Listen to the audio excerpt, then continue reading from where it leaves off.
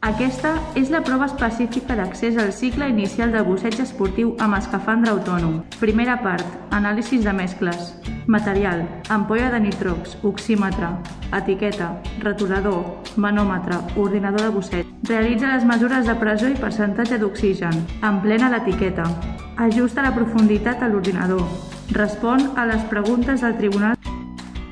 Criteris d'avaluació de la prova. Les mesures de pressió i percentatge d'oxigen de l'ampolla. L'explicació dels càlculs per la profunditat operativa. La retolació correcta de l'etiqueta. L'ajustament de les dades en l'ordinador subaquàtic. Segona part. Preparació de l'equip. Material. Manòmetre de superfície. Ampolles amb el seu manòmetre maneguí de connexió. Armilla, regulador, transvasador, compàs. Muntar l'equip. Transvasament entre dues ampolles. Ajustar flux constant d'un regulador i comprovar si hi ha fugues. Comprovar el funcionament d'un compàs subaquàtic. Criteris d'avaluació de la prova. El transvasat d'aire d'una ampolla a una altra amb els materials i l'ordre precís. El muntatge i desmuntatge de les vàlvules i la cinta de subjecció. Comprovar el sistema d'aixetes tant de l'ampolla com del regulador. Instal·lació i desinstal·lació del nucli de les aixetes.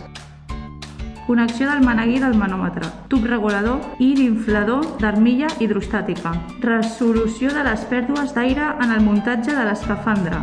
Corregir i explicar els ajustos per un flux constant. Revisar el funcionament del compàs subaquàtic.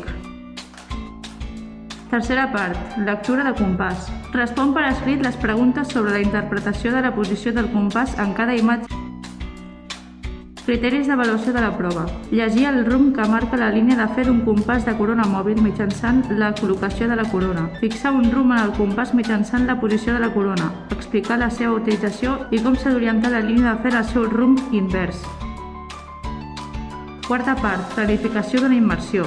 Qüestionari de 10 preguntes i 4 problemes. Planifica una immersió fins a 40 metres de profunditat. Estableix la composició de la barreja. La mida de l'ampolla i el perfil de pla d'ascens. Aplica el procediment per reduir els riscos d'utilitzar aire enriquit amb oxigen.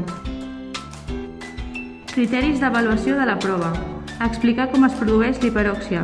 Explicar les causes i conseqüències de patir una intoxicació aguda d'oxigen.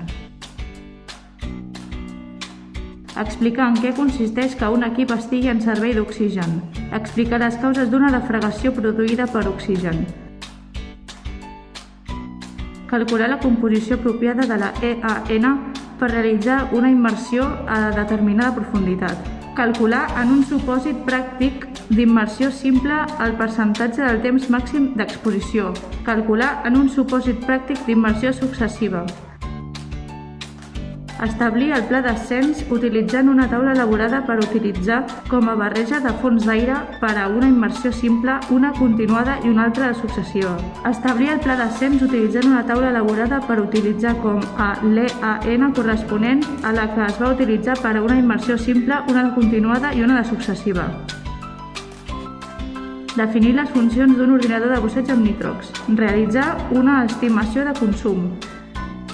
Cinquena part. Protocol d'emergències en una immersió de descompressió. Qüestionari de 10 preguntes i 4 problemes.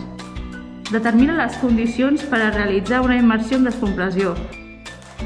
Analitza les circumstàncies que es presenten. I descriu els protocols d'emergències. Criteris d'avaluació de la prova. Explica els factors que poden fer variar el consum d'un bussejador. Enumera els mitjans necessaris per realitzar una immersió en descompressió. Enumera els requisits imprescindibles per realitzar una immersió amb descompressió. Explica com es poden reduir els efectes de les microbombolles. Explica com corregir el pla d'ascens en condicions de fred, d'esforç físic i d'hiperventilació.